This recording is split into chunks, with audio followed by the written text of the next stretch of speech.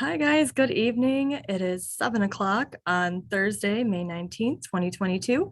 My name is Kate. I'm the Adult Services Programming Specialist at the Algonquin Area Public Library District, and I am joined tonight by Paisleyandglue and crew. I'm going to let them all introduce themselves. They certainly know more about what they do than I do. I'm just here to say hi and remind you all that you are in a Zoom webinar. What that means is you cannot see yourselves and you cannot hear yourselves, but that's okay. We're not here for you tonight. If you have questions for them, we welcome those at any time. You can use the chat feature or you can use the Q&A feature, which you will find by scrolling along the bottom of your screen. Drop those there and the panel will address them as time allows. I'm also going to quickly launch a one question poll within the next 2 to 3 minutes so I can get a feel for how many of you are watching at home. And at the end of tonight's panel, you will see a 5-question survey appear in your Zoom client. If you could please fill it out for me, I greatly appreciate it. It helps me plan for the future and know what you guys are looking for.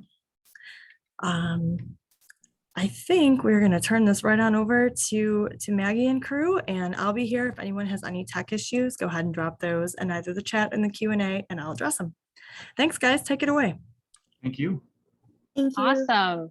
Hi, everybody. I am Maggie. I am Paisleyandglue on all social media things. And we are here today to just chat about what we do. We're all sort of varying levels of semi-professional and professional cosplayers and prop makers in the Chicagoland area. And we're just going to chat about sort of our process and how our art and our community and our real life all sort of intersect in kind of interesting ways.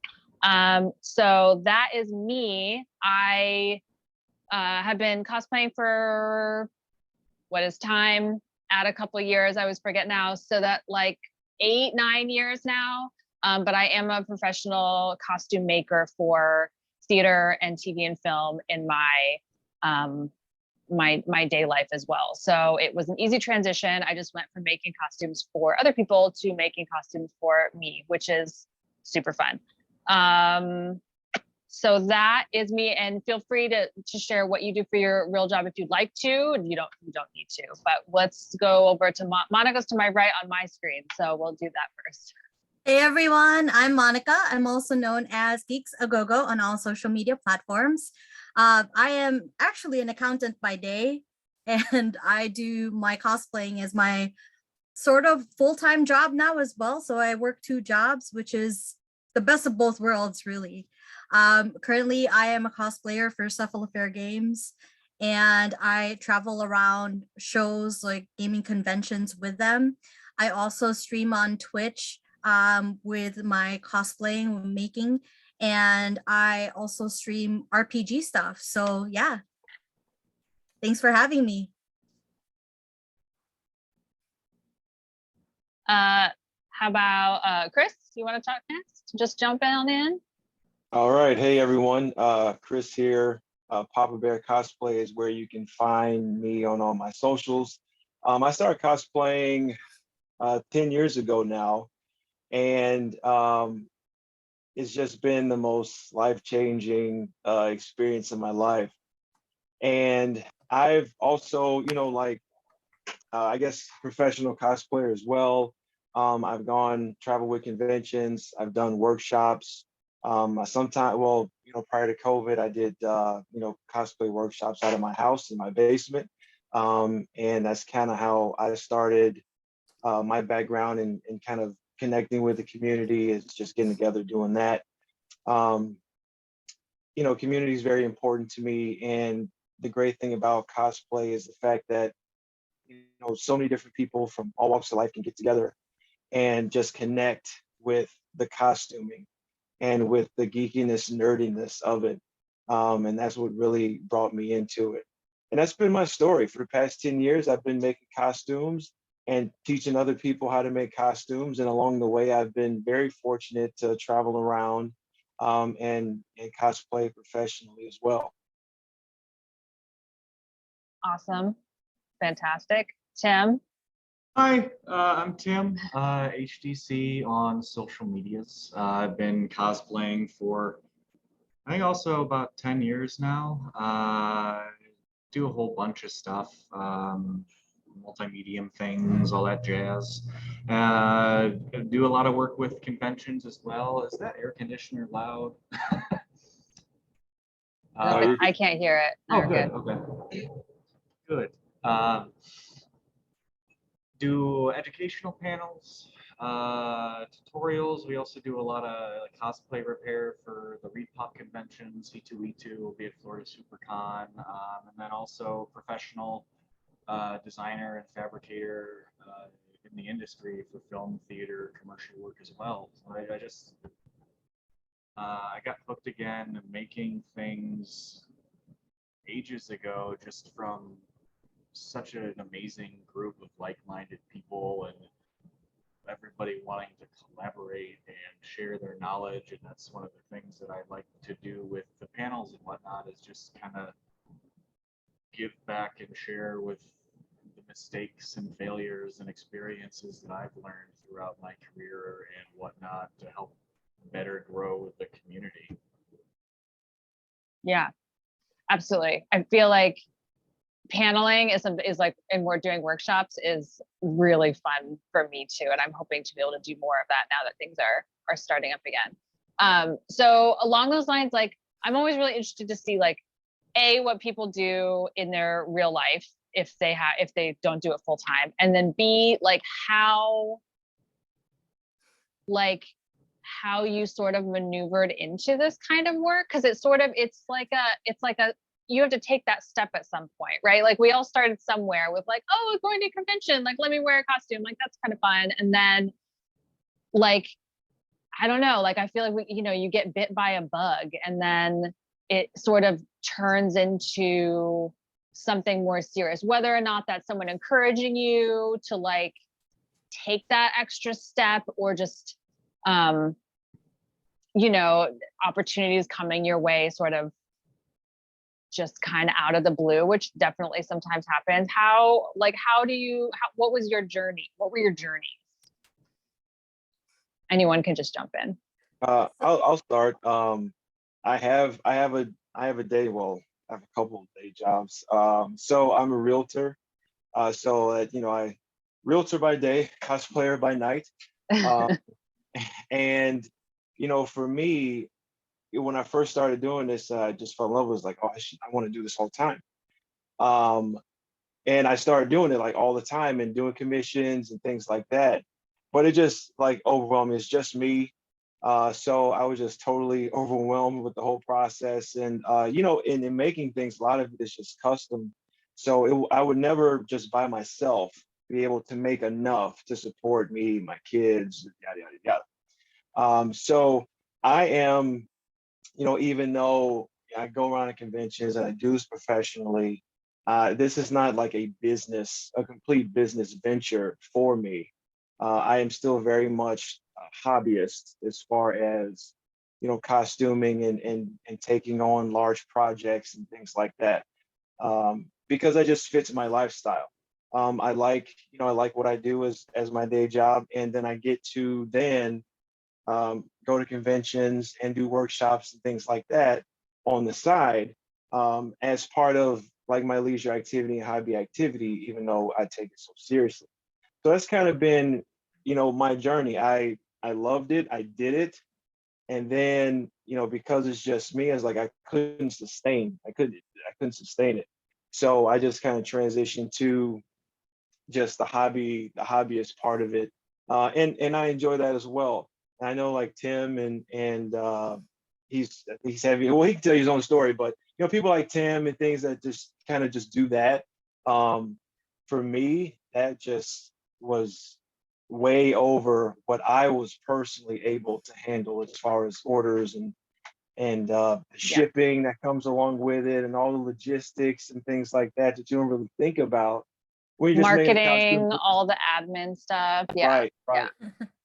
So that was another part of it. It's like, yeah, I can make this, but then I got to ship it. I got to find a way how to ship it safely. I got to do the packaging, all the little business things that you don't think about because you're just excited about making the costume.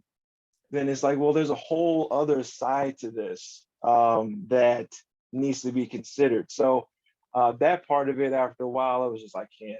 But I'll still make things here and there. But on that level, every day doing commissions, just not, it's not where I want it to be. Yeah. It's so easy to burn out on something that's supposed to be fun and like be your hobby. And then there's always pressure from everybody. Like, you could sell this, you could make a lot of money doing this. First of all, nobody makes a lot of money doing this. Let's be really clear there. Especially when you're right. Like it's like 8 people's jobs that suddenly now you're running a small business that you were like not prepared to do. And then suddenly, you know, what was supposed to be your fun time hobby that you do on the side is now a second full-time job that you were in no way prepared for.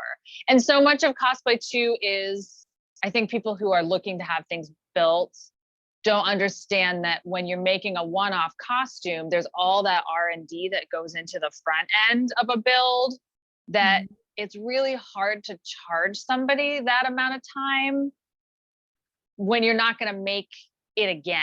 Right. So it's sort of all this like wasted time, where that's what I like about my work, is that I make something one time and then it's never the same again. Like, I don't want to make it again because I already did it. But that's actually like the smarter business model, is to make repeat things because you've already figured out all the things about it. But that's not why we do this. You know, there's always like the next costume that we want to do. I'm like, I don't want to make Wonder Woman again, even though I really need to, because she's literally falling off my body because I made it already. I don't want to do that again. But yeah, anyone else about that? I completely agree with everyone. I think, like, honestly though, like, Tim has my dream job, like just working on props like on a daily basis and just being able to fabricate all these like cool stuff with your 3D pieces and all this like different types of like media is just phenomenal. But like Chris said, you know, like, I've kept my accounting job because it is, you know, we have a house and, you know, it's not really cheap living in Chicago. But yeah, it's like, it's just something that I really like dreamed when I was growing up. I always wanted to be an artist, and this was that career that I've been waiting for. And I lucked out, and it actually did work out really well for me. So I'm kind of getting there as far as getting hired by companies and whatnot. So it's really fun to have that transition from hobby to finally getting paid to do it and getting paid to appear at shows and stuff like that. For me, it's not just like just being in front of people. It's actually also giving back and like teaching stuff. And side note too, because Chris mentioned it earlier, you know, that workshop that he was mentioning about the workshops in his basement, that was, you know, like, I've always thanked him for this, because if it weren't for him during that workshop, I would not have learned how to make my first major armor build. And that was Queen Mira from Gears of War. And I had so much fun, Chris. And like I keep telling you, you know, you are just so amazing and such an inspiration. And thank you for teaching me that day. It was so much fun. Appreciate that. Cute. Thank you. There it is. There's the costume that I built. But yeah, so emotional. Yeah, Tim, as the person here who's doing this full time, what are your feelings? I drink a lot of coffee. It's so. I originally went to school for electrical and computer engineering because I wanted to do animatronics and robotics stuff, and then it just kind of went away, and then came into IT, and then I started an IT business, and it's IT, and then got back into the hobby side, and then it kind of came full circle with getting into cosplay, and then the competition world, which kind of reignited my creative flame, and then the whole, hey, can you make this for me, kind of rabbit hole, and then one thing led to another, and it just kind of clicked that this is kind of what I wanted to do in the first place anyway. But I was fortunate enough to have already years of entrepreneurship behind me, so it was a little easier of a transition because I was able to make all those mistakes as a first-time business owner prior to jumping on this side of things, and then just continued to put work out there and getting approached about industry work, and then doing more convention work and so on and so forth. But it's the industry stuff is nice, like even like commercial TV stuff, because it's a lot of weird things.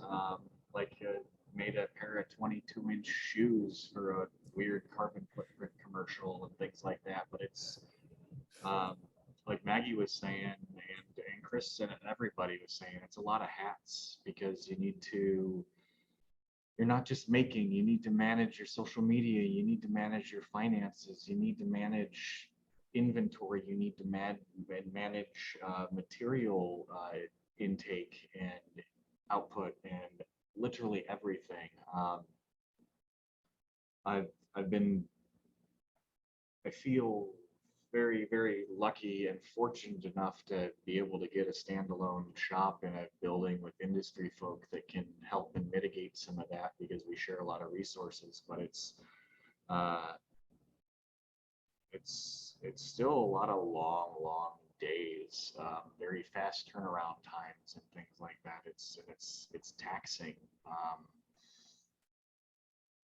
and it's like, if on the cosplay side, it's tough, because again, like Maggie mentioned, because a lot of hobbyists and whatnot that just want to wear costumes, we've gotten spoiled from like the Amazon side of the world and whatnot, when you can buy a pretty solid mass-produced costume for like $100-200. And Yep.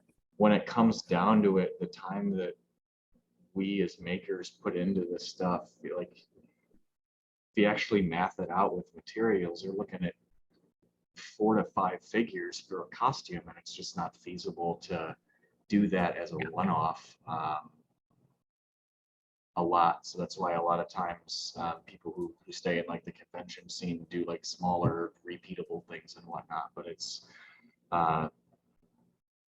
there's definitely a lot of means out there to do this professionally. Just kind of finding if you want to stick to like doing table stuff or jump into the industry side. It's but it's, again, either side of it.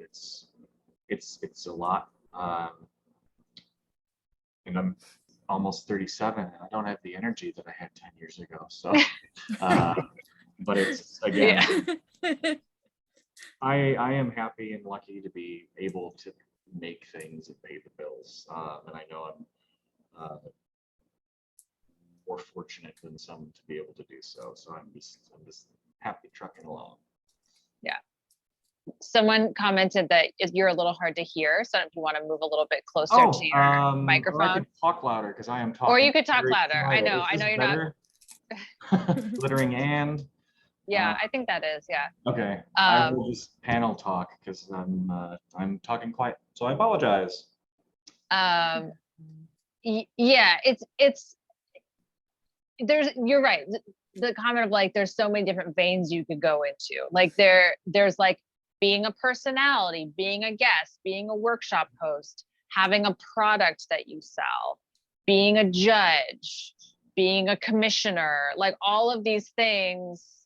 You can't possibly do all of them, but finding the one that's going to, you know, be as lucrative as you want it to be. You know, maybe you don't even want it to be your full-time job, which is completely valid.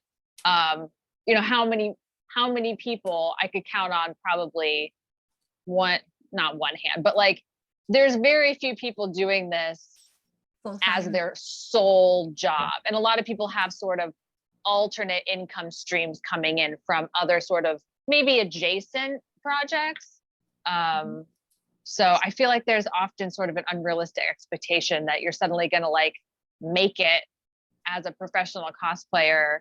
And it, you know, it's all shiny social media stuff of the life is so wonderful, and you don't see the hours. You know, they take the nice fancy photo, but you don't see the hours of admin, all the marketing work that they do. I mean, it's like it's 6 full-time jobs in one, and that's part of owning a small business. Yeah. But Yeah, planning content. Yeah, and I appreciate there's been some really good posts recently. I think people are being more transparent about really like what it takes. Someone recently posted that they've started doing full-time content creation this last year, and they were like, I literally saved up a year's income before I quit my job. That's a lot of money, and that is such important information for a person to have before they're like, yeah, look at all these people who've done this during the pandemic. And it's like, yes, but they're also working 24/7. It's a lot. Anyway, And we could that's, talk about that all day. to jump in real quick on like what you and Tim are saying, as far as like with Tim with one-off costumes and all the hours put in. Like, you never really, like, when you're making a commission, it's hard to just get the compensation for how much time you actually put into the costume. Right. It's just hard to do because it's so many hours. It's making it, messing it up, restarting the materials, all that. And to get compensated, to realistically get compensated for that, you'd never have clientele because the cost would be like through the roof. Astronomical, yeah. So yeah, so it's just like, to just do that, making one-offs, it's not really something that you can fully sustain.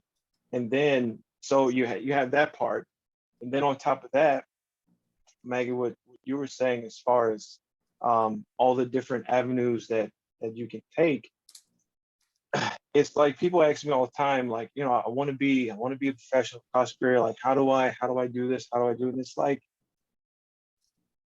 do you really want to do that? Because outside of the travel, you got to be places on time.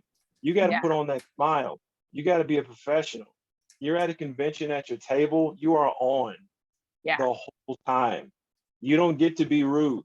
You don't get to have an attitude because you haven't eaten all day. Yeah. Okay. You don't get to like hang out at the con with people. Like, you're working, right? Yeah. So you got to go to bed. You got to do all these things. So it's like, you know, people say this, but there's so much behind it that goes into it. And people are like, oh, people see the promo, it's like, oh, yo, Pop Bear is gonna be here. That's so cool. But it's like, yeah, but I gotta get up early. I gotta do all these things. I gotta smile all day. My cheeks hurt because I've just been putting on the smile the whole time. I'm working. And it's like, by the end of it, you're just exhausted. You know, me and Tim, we were at Planet City Comic Con in Kansas. And at the end of the day, we went to have some barbecue, and we're just exhausted at the end of the night. Like, we're just tired. And he's like, as soon as I finish this rib, I'm going to bed. And it's like, yeah, absolutely. And that's just kind of what it is, what you have to do. You have to be professional. And people just want to show up and have a good time, and that's fine. But there's so much that goes into being a professional that does this that people just don't consider. Yep. And if you want to, like, you can get booked for a show. That's great. But if you want to keep getting booked for shows, you have to maintain this level of professionalism consistently, because all the showrunners talk. They all try to pick each other's guests, and they all ask each other about who's good, who's not, who's late, who didn't show up to their own panel, yada, yada, yada. So there's just a lot that goes into it than just the awesome social media posts that people see. I know, like, again, we were talking about it at Planet, and Stephen K. Smith and I at Planet as well on Sunday, we did a panel on exactly this. And it was kind of funny because, you know, it's Sunday at a convention, we've all been working, and like Chris had mentioned, a lot of people that want to do this that don't realize it's hard, long work. You're legit, it's a legit solid 10 to 14 hour day, and you need to be on for all of it. And that's just if you're boothing, not if you're doing panels on top of that, or judging a craftsmanship contest. That's just the craftsmanship contest alone is draining. So it's like Steve and I are both kind of sitting here like just dead, just kind of tired faced on Sunday, just laying it out there for everybody, and just continually reassuring that it's like, we're not trying to crush your dreams. We're just giving you what to expect. Expectations. Because again, you just the entrepreneurship side alone is a lot. And that's why not a lot of people start their own businesses, but it's the same thing with doing convention work or fabrication work or whatever, content creation, pairs of that. It's a lot to it, and you'll like when you're at conventions, you'll notice the folk that are seasoned con workers, they're not out. Occasionally, I know maybe some of us will go hang at like 10, 10:30, 11 at the latest, but it's If that. you look Let's like be Yeah. Oh you'll- man. yeah, like we're gone by 11, because then we're up and at the booth at 7 a.m. Yeah. trying to get things ready, and people not a lot of people talk or see that side of the world. So it's I always enjoy doing things like this because it's again not meant to crush dreams, I guess, but it's opening up like what actually comes from the work, because it's hard work just doing convention stuff alone. Yeah. On a bright note though, like all the convention stuff, and I agree, because like when I worked last year, I had like kind of like a tour, like I did like gaming conventions because I was touring with Cephalofair Games for their Frosthaven board game. And I wore the character and I had to be in character the whole day. So this is one of the characters that I dressed up as at Gen Con. So it's really hot being in that armor for like 12 or more hours. And then after that, like I ice my foot when I get back to my hotel room because you've been standing all day. My thing about that is because now you kind of have an insight on, you know, how much work goes into it. It's very physical. You're going to be talking to a lot of people, so you kind of like have to be professional, and you kind of like have to, you know, like be engaging as well, because you're talking to fans. That's one of the things that I wanted to focus on when I wanted to get into the whole like getting paid as a cosplayer, is I wanted to make sure that whatever I get myself into, it's something that I'm really gonna like no matter how tired I am. And I think that's another important thing. Pick your niche. Mhm. I can't English today. pick like one thing first. So whether it's going to be like a personality at someone's booth, or if you wanted to do like promos on social media, which a lot of cosplayers do as well. They do like kind of like ads and stuff like that. Pick one, and if you like it, stick with it. And then if you think you can add more to it, then do it, because that's the burnout is so real. Like it's such physical work, and like it takes up a lot of time. Like you're making your costume, and then after you make your costume, you have to show up and wear that costume. So it's a lot that goes into it. So yeah, definitely pick what you really want. That way you're not going to be like too tired or anything like that. Right. Because when you're there as a job, you don't have the option to say like, oh, I have a headache from this wig, I'm just going to go take it off at noon, because you're contracted to be there. And so you have to be wearing some kind of costume all day. You could change, I suppose, but you know, if you've told your public that you're going to be there in a specific costume on a specific day, you know, they're going to kind of expect that. So like kind of related to this, how do you feel, as we're all elder cosplayers of varying levels, I think we're all about the same age, and we've all kind of been doing this for, you know, 8 to 10 plus years. How have you seen the community and expectations change over the last, especially like 4 to 5 years, when cosplay like really blew up in like 2015, 2016? I feel like it really kind of like went bananas. And where do you see it moving from here? Do you have any sort of predictions about what's going to happen? It's like, speaking from like the competition side especially, it's I I can see like right now it being very, very intimidating for somebody to kind of jump into it. Because I remember when I first started competing, like it was, people were barely getting into foam and LEDs and things like that. And now it's leather and custom patterning and various practical effects, light, sound, smoke, everything. There's almost like, especially when you get towards the master level, it's gotten to a point where you're legit making costumes higher than movie quality in order to get to that point, which my competitive side really, really likes to see, and also my judges side really, really likes to see. But it's been, especially for the last 4 years, it's gotten nuts. But with that as well, I feel like the community has gotten much better at sharing knowledge and techniques. We don't have a lot of this knowledge gatekeeping that used to exist ages ago. Everybody's been becoming more open and not hoarding how they do all this crazy stuff, which I also really appreciate, because there was times where people would just get upset or offended if you got asked how you did something. And it's a very an easy way to close off the community and make sure that everything doesn't grow like it has. So I feel like with the crazy exponential growth on the competition side that's happened, it's also opened up.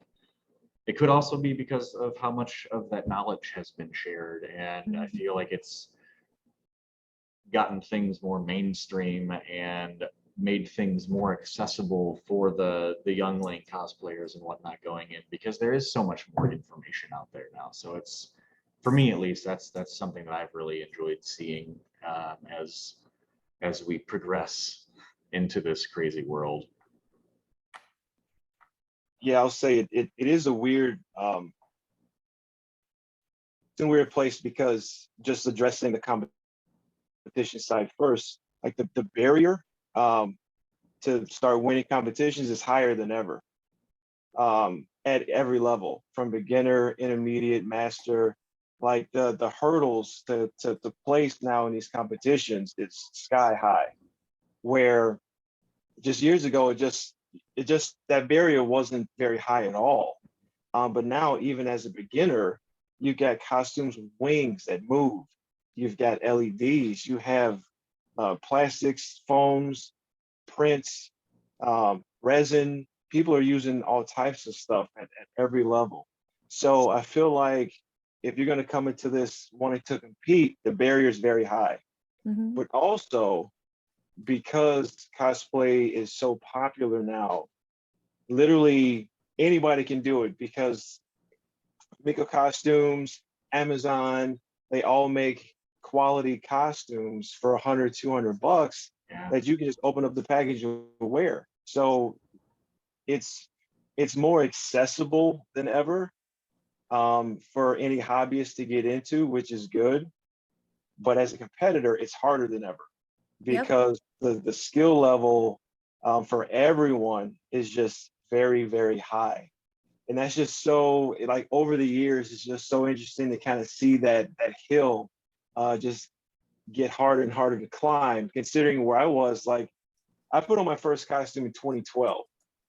So when I first started, you can go to a beginner contest, and there was cardboard, there was duct tape, and that was where it was at, and it was great.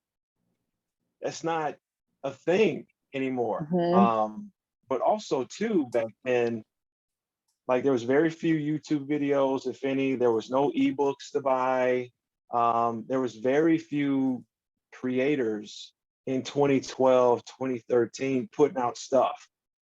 And so unless you knew somebody who was doing the things you wanted to do, it was hard to learn it. So you had to, like, actively find someone local that could actually tell you what to do. But now you don't really have to talk to anybody. You can get your ebook, you can go on YouTube, you can go on TikTok, and you can figure out how to make anything, or you go to somebody's Patreon or whatever it is. Yeah. And so that's been the cool thing about it. Like, more people are doing it, and more people are willing to share the knowledge. And that's made it very accessible, and also made it very difficult at the same time. So it's just a weird place that it's in, considering where it was like when I first started. Now, even now, with foam, like, you back in my day, you get your piece of foam, and you just had to figure out how to cut it. But now you can get chainmail foam, you can get bevel cut foam, you can get dowel foam, Yep. you can get people laser cut foam now. It can be pre-made into the pieces you need. There's so many steps you could just skip to get to the costume that you want to make now.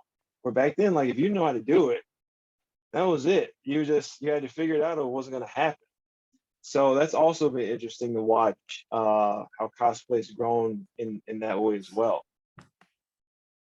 Yeah, I always say, because in theater, especially sort of like the old guard, are fairly dismissive towards people who cosplay. And there's a lot of people, younger folks coming out of the universities who that's their either their side hobby, or they want to do that professionally. And I keep saying, you have no idea the skills that these people have.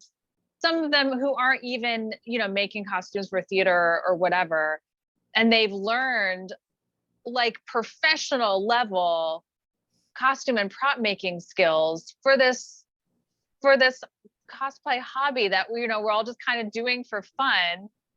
But like, they could literally walk into any costume shop or prop shop in the country and be on the same level as some of the fabricators. It's like, the skills that I see are just like out of this world. And you're right, the competition, it's just, they're like next level. I don't know. It's very intimidating, even as a professional, to go into those spaces and be like, I have a very set of skills, and it's based around a sewing machine. So if it has other things, I'm like very intimidated by anything technology based. But it's been really interesting to see the changes, and just like leaps and bounds over the last couple of years. Just everyone just like topping their last project over and over and over again. And that's like kind of what you said. It's like, on the industry side, it's very compartmentalized with who's doing what. It's somebody's making molds, somebody's casting those molds, somebody's doing surface prep, somebody's painting, somebody's patterning, somebody's doing the needlework. It's all these separate departments doing everything. And as a cosplayer, all of those departments are us. Yep. Yeah. We don't have the luxury of having a full team of people to make what we want for fun. It's just a matter of assimilating the knowledge and doing it ourselves. And I don't think a lot of people realize that in cosplay, and like the old guard in the industry, like how much like passion and dedication that cosplayers who do it for competition or whatever actually put into this craft and develop it. Like, it would be interesting to see a study of like knowledge acquisition for people that do get higher up in the master levels and whatnot, and just how it equates to different degrees and things like that. And it's I feel that's something that's commonly overlooked, and as cosplayers, they don't get enough credit for. Yeah, for sure. We had a question pop up. I'm going to read it out here. What sewing and fabrication tips do you have? I'm a casual seamstress, not into the professional side as much, very interested in the making side. I will start with that. Sewing and fabrication is 100% something you just have to kind of start doing. So at a certain point, you just have to sit down at a sewing machine, and it's not, I do reference books a lot when I am making, but at a certain point, you have to put the book down and just do the thing. So I would recommend, if you're new to patterns, get something that's an easy pattern, and whether it's a costume or whether it's just a straight sort of garment that you're going to wear in your everyday life, and just get some practice kind of sewing and following the directions. And then once you have your basic sewing skills, that's when you can start to kind of get crazy, and you can start to alter patterns and make changes and add seam lines and take seams away and make it in different fabrics, and start to sort of play with your own patterning and more custom things like that. YouTube is just a truly amazing place. You can literally learn anything there. Obviously, some videos are better than others, but there are really, really great tutorials about all aspects of sewing and prop making and cosplay, and all the greats have YouTube channels, and they're usually very happy to spread their knowledge, like Tim was saying about people being more recent. It's a sort of a recent development. I guess there used to be a kind of gatekeepery thing with skills and things, and I think that's kind of gone away, which is nice. I think social media and sort of the gaining an audience, you have to sort of put yourself out there more than maybe people did before. But so that's what I would recommend for getting more into sewing in the cosplay realm, if anyone has anything to add to that. I like the fact that, so aside from the YouTube stuff that Maggie mentioned, by the way, she has really good tutorials on her YouTube channel, so check it out. What I like about it is when you're starting out, let's say you pick a project that you're doing, you don't have to stop on that version of that cosplay. Like right now, I'm working on the second version of a cosplay that I made last month, and you kind of build up on that. It's not always going to be perfect the first time you make it, so don't get too bogged down when that happens. You can always improve upon stuff that you made on a cosplay. So I normally just do a version 1 of that cosplay, and then version 2, and add a little bit more thing and improve. Because yeah, that just tends to happen. It's never always going to be 100% perfect unless you take your time. It might take a long time, because making cosplay does take a lot of it. So yeah, definitely just enjoy the process while you're doing it, and then just learn as you go. Yeah, I would piggyback off all that. For me, it's, you just have to do it, and you can't be afraid for you to try and do it, and it's not good. That's okay. That's an acceptable place to be, where you tried it and it's just not working. But you have to get over that, and you have to just do it and do it again. When I first started, I didn't know anything, just like anybody else, but I would go to work, I would come home, and I would take my phone and I would mess something up, and that was okay. And I would come back the next day and I would mess it up again, and that was okay. But you have to, I had to get over that anxiety and that initial, I don't know what I'm doing, in order to really just continue the process. So it's okay to fail, it's okay to mess it up, but you have to just keep going with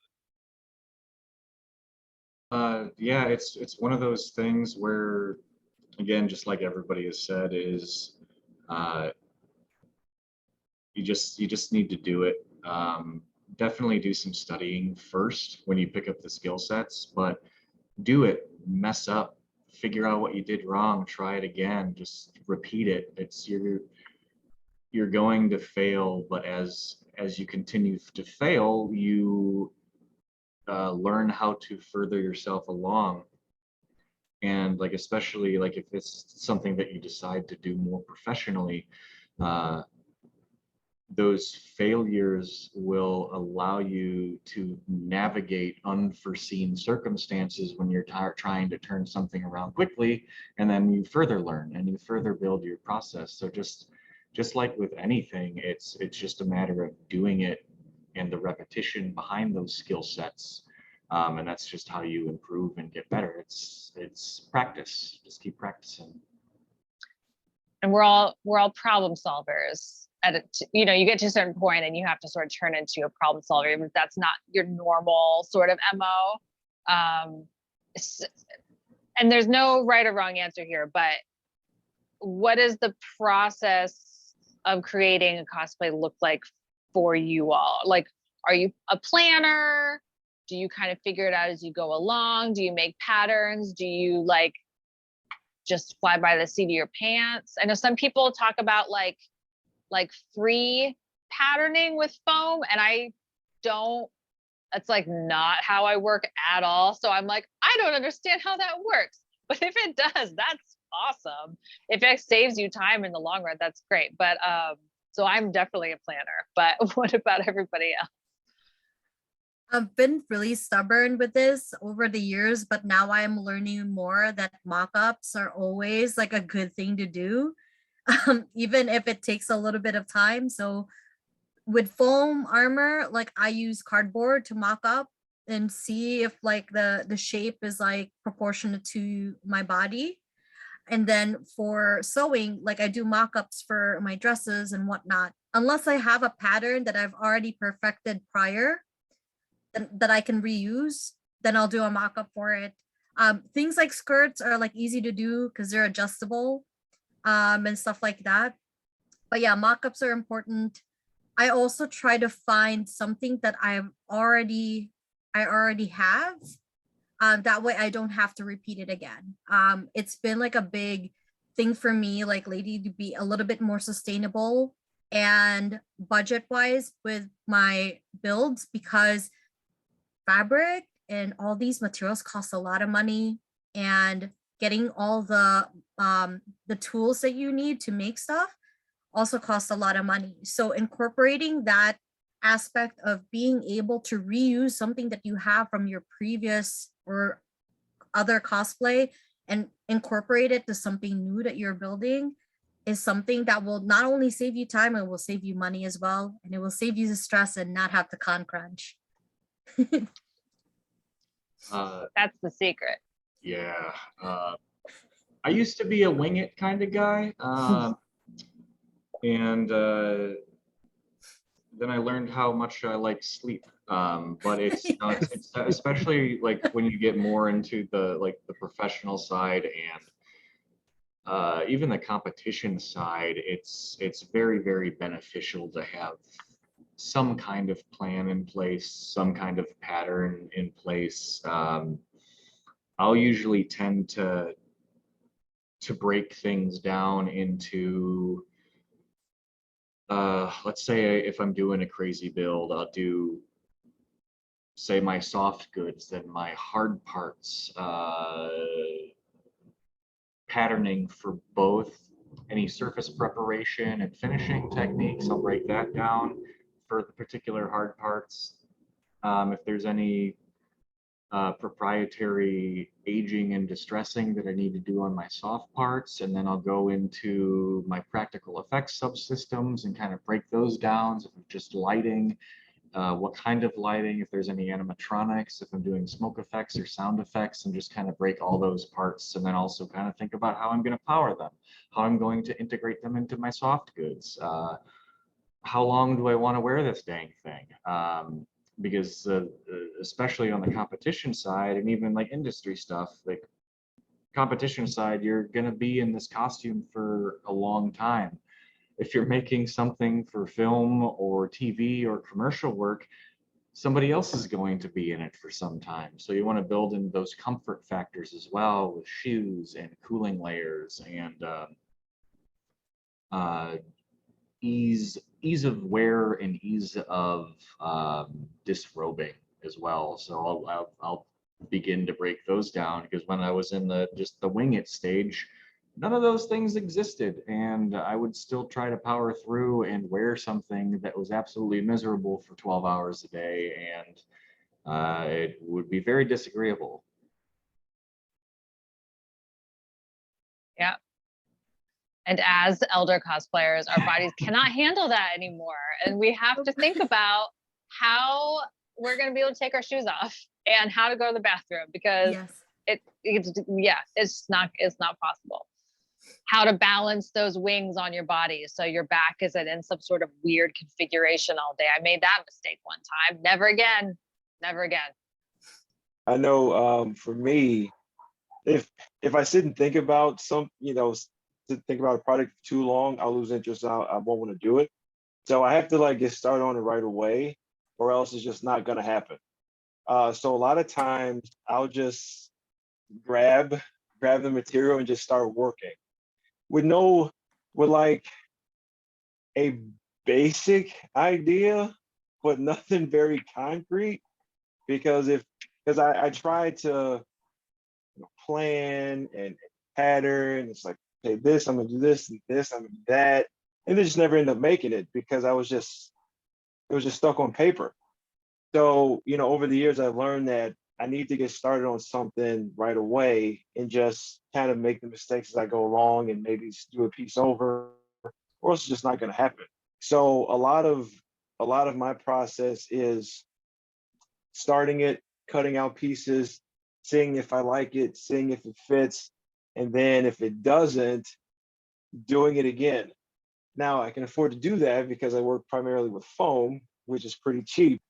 So that's also part of how I'm able to kind of get away with not going through all the planning stages, but like having the saran wrap and marking the patterns, and I couldn't do it because I would never just finish the project. So for me, I just take a piece of foam, I cut it, I see if it fits my arm. If it doesn't, I just cut another piece and see if that one fits my arm.